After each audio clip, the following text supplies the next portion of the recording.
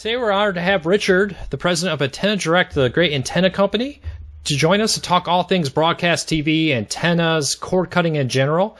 Welcome, Richard. Thanks for having me. Hey, I'm sure most of our listeners know what Antenna Direct is, but could you just kind of, for the people who don't, give a little background on the company, what you do, and how long you've been around? Yeah, I started the company in 2003. It actually started as a hobby. It really predated the cord cutting movement. My hobby is home theater, and I was actually trying to find a way of getting high definition signals into my home theater. And I found a lot of fellow hobbyists were having the same frustrations I was, as a lot of the stuff that was on the market wasn't working well. So really I was catering to the home theater enthusiasts, the lunatic fringe, and, it ended up becoming a mainstream business inadvertently. I never really thought the market was going to be more than a few dozen antennas a month. And then something happened in about 2008, when the digital transition hit, the market became mainstream. And instead of just selling to other kind of propeller heads like myself, we actually were selling to normal people, housewives and Joe Six-Pack, and people were starting to buy it as an alternative delivery service instead of pay television. And as it started growing, we started seeing a shift. A lot of our customers would call into our customer service line and tell us how unhappy they were with their pay TV provider, and that they were canceling cable or satellite, and that they were getting an antenna and maybe subscribing to one of these new streaming services. And when we started mentioning that out in interviews and out in the marketplace, there was a lot of skepticism that was actually happening, that there was actually, people were actually canceling cable for something as antiquated as an antenna. It's funny. Cord Cutters News is a similar story. About 5 years ago, I got sick of hearing, cord cutting's not real. All the news was negative on it. So I created my own site just as a hobby, and it took off on me. So it's funny you have a similar story there. Yeah, and it was a lot of we actually went to Washington. There was a Spectrum auction here recently, and we were brought by our friends at the National Association of Broadcasters to Congress and the FCC to talk about the growth of over-the-air. And at the FCC's office, we were met with undisguised hostility.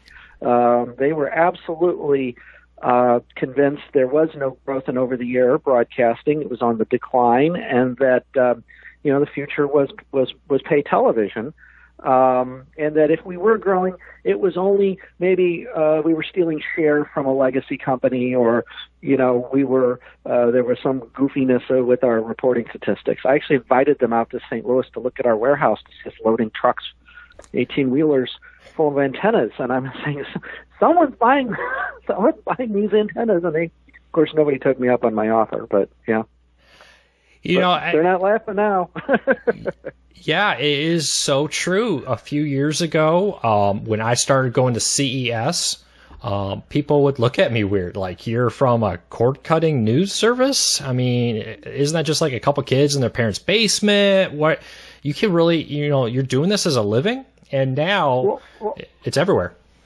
5 years ago, you really would have been far ahead of the curve, because there was absolute skepticism that anyone would cancel cable or satellite. There might have been churn, going from one pay TV service to another, but not outright canceling a multi-channel service and for with nothing to replace it other than an antenna and a streaming service. There was we had several PR people from some of the pay TV services outright refute our assertions and deny that anything we said was happening. So yeah, way to be a pioneer. Yeah, it's it's an interesting world now, and you probably see this too. When kind of a question off of that, when did you see the switch? When did you see it from cord cutting's not real to this is kind of happening to we need to pay attention? Okay, you might find this very ironic. What has helped me drive us where I saw the tipping point is when the streaming services started becoming more mainstream, when they came into maturity. Netflix and Hulu and those type of services, when they launched, those were again kind of the lunatic fringe, the techies. But when they became more mature, more mainstream, our antenna sales really spiked. And you might find that ironic, but what it did is it gave people the rationale that they were looking for to cancel their pay TV service. People would call us and say, I've been wanting to do this for years, and now I've got all the tools I can to do this. I use my antenna for basically basic cable, and then the streaming services for the premium content. And we complement each other very well. And so there's been this pent-up hatred for the mainstream pay TV providers, and it was the maturation of the streaming companies that helped us. That's when we really started seeing, regular people, regular consumers, mainstream people start buying antennas, and then they would usually bundle it with a streaming service. And that would have been maybe around 2012, 2013-ish, and somewhere in there is where we really saw it, and our customer service lines really kind of take off. Yeah, it's about the time I became a cord cutter. We had a kid on the way in 2012. We're like, we got some credit cards, some car payments. Is this $110 a month just for the TV side of DirecTV Now worth it? So very similar kind of path for us over here. Yeah, and you only watch 10 or 12 channels, and we've commissioned surveys. The average American watches 10 or 12 channels, and you pay for 500 though. And it's impossible to watch that many, but you're paying for all of them because they're all bundled in. So, with the combination of an over-the-air antenna and a streaming device, have effectively been able to kind of create your own a la carte bundle. So, think of over-the-air digital as the new basic cable, and then streaming is your whatever you use for a premium service. Definitely. I did that with my parents. They were paying $22 a month just for locals and standard def. Got them an antenna. Suddenly, they're getting all those channels and more in HD for free. It's a much smarter idea. Yeah, and half of those, and it's funny, half of the 10 or 12 channels that the average person watches, half of those are broadcast. So you really only need to replicate what you probably would have had with pay TVs, 3 to 5 channels, premium channels, and you've essentially replicated your previous experience, but at probably a tenth of the price. Speaking of replicating and broadcast channels, increasingly broadcast channels are coming to live TV streaming services, whether it be Hulu, DirecTV Now, PlayStation Vue, etc. Why, in this day and age where that's becoming more popular, why have an antenna for those broadcast channels? Well, there's several reasons. First and foremost, there's no charge for over-the-air broadcast. Second, the picture quality generally is higher than that of not just satellite or cable, but even the streaming services. When they broadcast over-the-air digital, generally, I don't want to say every time, but usually the bit rate is higher. So if you are a videophile or a home theater enthusiast, switch back and forth between the different services, watch the same channel, but go between a pay service or a streaming service and an antenna, and you will see, the resolution kind of pop on an over-the-air thing.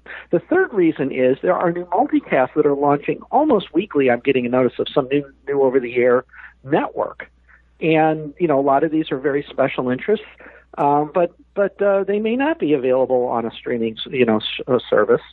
And then also, we actually have customers that do have a streaming service in one room, but over the air in another room. So it's not necessarily mutually exclusive.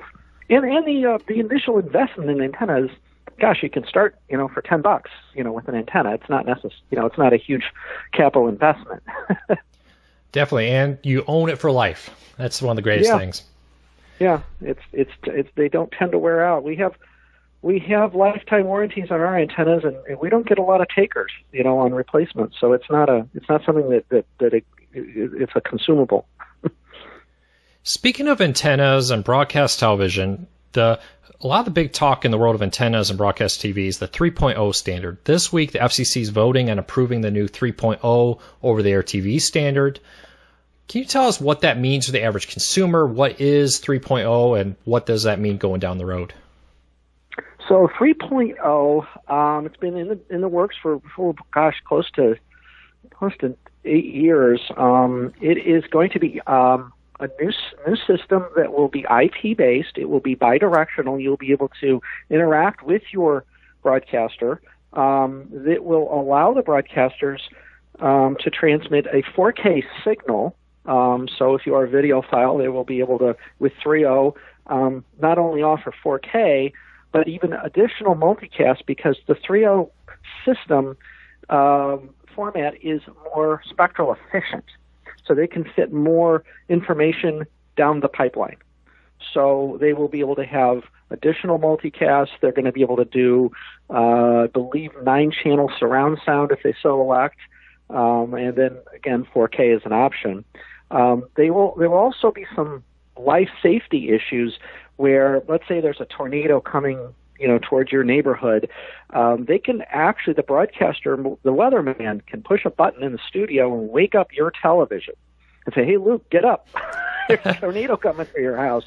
And that's got Congress really excited, from a life safety point of view, is they're going to have, instead of broadcasting an alert to everyone in the tri-state area, they can just geolocate the sets that are in the path of the tornado or hurricane or whatever. And then it also, that leads to Amber Alerts are going to be on steroids, and you're going to be able to interact and click on the link of the suspect and, get all of his mug shots and pictures of the car or whatever. And so there's going to be some interesting things with that. And then from the broadcaster's point of view, what the broadcasters are excited about is that they'll be able to do targeted ads. So they're going to show ads that are going to be more relevant to you. And it might be just something as simple as, instead of seeing ads for the car dealer that's 30 miles out of town, you might just see the ads for the car dealer that's 2 miles down the road. Simple as that. So the broadcasters are going to be more excited about, there's going to be revenue involved in targeted advertising. And then, again, it will be interactive, and you'll be able to click on, there'll be live links, and you'll, instead of having to have a laptop on the second screen on your lap while you're watching TV to look things up, you can actually click on things and right there as it's being broadcast, and get information on the cast or crew, or more details on the news story or whatever. So there's a lot of ways they can go with it. It also supports, they may even get into the wireless broadband business. So there's some talk about them being the last mile. And that might be a gateway, another competitor to cable for broadband. So the system supports a lot of new technologies. From an antenna point of view, it's going to be more robust. So I don't know if that's good or bad, but hey, you mentioned more reliable. Yeah, you mentioned more sub-channels, those, 0.2, 0.3. Usually there's like 3 or so right now. Are we talking like 5 additional or 6? Oh, gosh, no. They could support dozens, potentially. It would degrade the main channel. If they it would support up to 99 sub-channels per main channel. You could have a .99, theoretically. There'd be some degradation at some point, but realistically, though, I know in Los Angeles we are already over 125 broadcast channels if you count all the .2s. In my little city of St. Louis, we have about 55, and they keep adding more and more every month. So the system would support more the ability to send down more multicasts, and I think that's from an antenna sales point of view. I think that's going to drive a lot more volume for us. I don't know that the 4K is going to be as exciting as much as it is the extra channels. Yeah, that's crazy. I wasn't aware it could go that high. Now, when it comes to antennas, would I need to buy a new antenna? No, it's completely compatible with our current antennas. In fact, we're kind of kidding around the office. It's a good and a bad thing for us. One, it's a more robust system, so it's less prone to interference. So the good news is we'll see less complaints on our customer service line. We'll have fewer antenna returns. But the other side of the coin is it might be too robust. You might be able to hang a wire out your window and not even need us. So the coat hanger does the job, but no, it won't require any new hardware on the antenna side. Now, downside is it is not reverse compatible with your current television. So you would either need a dongle or a set-top box or to buy a new television. So that's the downside to the new system is the reverse compatibility. Last I heard, though, the FCC is intending to require broadcast television stations to simulcast for 5 years after the transition in the current standard, as they also do the new standard. Have you heard anything about that? Yeah, I mean, it's still being discussed. That's probably a likely scenario. The FCC is not mandating like they were during the first digital transition. They are not mandating a switch to 3.0, and they are not mandating that device manufacturers or television manufacturers have to put the new 3.0 tuner chips in them. But there will be some sort of game of air traffic control where the local broadcasters will have to do some channel sharing, where some of them will broadcast on 1.0 and others will broadcast on 3.0 simultaneously while this transition happens. So it's sort of a chicken and the egg thing. We don't have any tuners right now available. They are doing test broadcasts today, but there are no tuners that a consumer right now can buy. So that is likely to change next year when LG starts selling some of their newer TVs. But it's going to be it'll be an interesting transition. How quickly do you see this rolling out in the future? Well, the NAB is saying the next 3 to 5 years. I think that might be a little optimistic. Since it's not a government mandate, it might be closer to 5 to 7 years. I will say the good news about it is that for the broadcasters to upgrade is not significant, unlike the first digital transition, which was millions of dollars per station. The box and the equipment is going to be around, just to do a network pass, for about $400,000 per television station, which is not a huge investment for most stations. So I'm not worried about the broadcasters, the broadcast side. It's the consumer side. Can we get the device manufacturers to put the tuner chips in? And I don't know. LG's already doing that in South Korea right now. They're broadcasting in 3.0 in Korea, and LG is selling TVs with those decoder chips in them now. It seems like for the consumer side, there's a lot of cool features here that would hopefully, if there's demand from the consumers, either a box manufacturer or a dongle, like you said, or new TVs will get on board in the next few years. Yeah, I'm hopeful. The problem is the profit margin on a TV is so flippin' thin. And if it's cost $20 or $30 or something to add to the TV, you may have the lower end brands not want to add to the cost. So I'm hopeful. Like you said, there's enough compelling reasons that it'll sort of be a pull technology. People will demand it in the marketplace. And they said the same thing about 4K a few years ago, and now a good percentage of the sets have 4K. So it's a differentiator. And if you have universal coverage with 3.0 broadcast, there might be a compelling reason to buy these new upgraded sets. But we can add, we probably will have our own tuner available with a bundle and an antenna in the next couple of years, to try to help drive this. Yeah, it seems like, people are still in the mindset of a cable box. So if it has to go the route of a dongle or a little box, I don't see that being a great hold up to this technology. No, a lot of it is building awareness of what it is. And, it might be more than just the 4K. I mean, if there's some compelling new multicasts that come out, they're only available in the 3.0 format, that might drive it.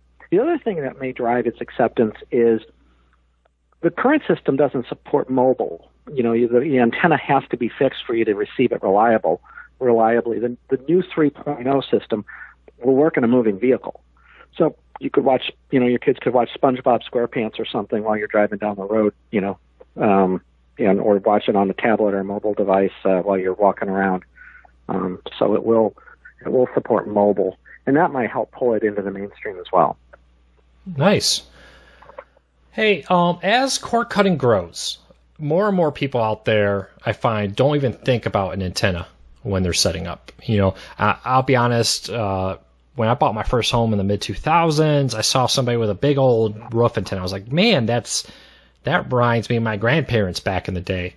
Now, antennas are increasingly becoming important. What would you say to somebody who's looking at becoming a cord cutter and isn't sure if they really need an antenna or a DVR or what benefit that will bring to them? Well, obviously I'm biased, but yes, that's our biggest frustration is the majority of Americans don't even realize that over-the-air digital is free and available with an antenna. And I'm hoping this interview here helps, if we can just help a few people learn that this is an option. And for people that are aware of it, they're very, very happy about it. It absolutely should be, it's not instead of, but it's a complement to your other streaming systems. And there is no reason not to have one. Obviously, there's no monthly charge. Obviously, the investment is nominal. Our antennas, are $50 to $50, but you can get antennas from competitors at $10. There's really no reason not to have one. Every TV built since 2007 now has a digital decoder tuner built into it. Just most people aren't aware that they have it.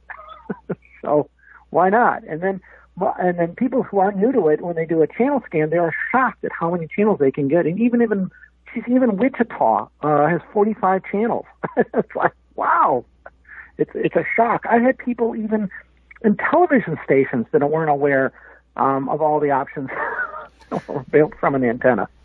So, yeah, we have a lot of education of work to do. Definitely. I mean, I just interviewed the president of Tableau DVRs, and he said that the average Tableau DVR user in the U.S. gets 40-plus channels on their DVR. Oh, yeah. Yeah, and that's just middle markets. You go to the coasts with the bigger cities, that's, you can approach triple digits in terms of channels. So, yeah, and people, when I tell people this, I'm at a party or something, tell them you can get 50 channels in our market for free with an antenna, they look at me like men from Mars have landed or something, or other people think it's a scam, like I'm pulling some kind of an angle, I've got some trick, that there's no way legally you can get digital channels, for free. This must be pirate, you must be running some kind of pirate service or something. And there are a lot of skepticism out there that this exists. I fully believe that. It's just, I think people have been trained, if it sounds too good to be true, TV is something you pay for, there's no way to get it free, that they kind of forget that TV used to always be free. Yeah. And the irony is, in the 70s, you really did need cable to get a reliable and clean picture. That was the whole idea of cable, was because, analog over the air was, somewhat, sketchy. And so you went to cable in order to get a reliable, consistent picture. And the irony in 2017, the best picture quality is actually over the air. So we've come 180 degrees here. So that's crazy. Hey, so what's happening at Antenna Direct? Is there anything you kind of wanted to throw out to the readers to know about Antenna Direct, or what you're up to, or what they should know? We've come out with some new antennas. We've got, there was a Spectrum auction 3 months ago, and some of the stations are going to be shifting to high VHF. I'm not sure how familiar you are with that. So some of the guys that were on, the upper UHF are going to be repacked into either UHF, lower UHF, or high V. So we've redesigned our antennas to have higher performance on those lower frequencies. So that's kind of new. And then the big announcement, the stuff we've been spending a lot of time, effort, and money on, is the new Clearstream TV, which essentially turns your antenna into a wireless antenna. So you can stream over the air to your TVs or wireless devices through walls, and you can have one TV on your roof or in your attic, and it can stream, uses your Wi-Fi network in your home, and it can stream all your locals to either your smart TVs or Roku or Google Fire Sticks or Chrome or Apple TV. And it also will have some very basic DVR functionality, mostly just pause and rewind and some recording capability. It's not like it's sophisticated like a TiVo, but it will have, some basic pause functions in it as well. So that's available at Best Buy and Walmart, and our website, antennasdirect.com. Yeah, I love that ability, like Clearstream TV, to connect it to any antenna and stream it, because in my old house, before we moved, we had our TV in the basement, and basements are a bad location for an antenna. So put an antenna upstairs, wirelessly stream it to the basement, perfect single. Yeah, and that's the problem with indoor reception is, you're physically, the antenna's lower to the ground, and digital signals tend to be line of sight. So they could do better on the second floor or in an attic or ideally on the roof, and that's not always practical to get the wire down from the attic or from the second floor down to the rest of the TVs. So hopefully this will address that. All right.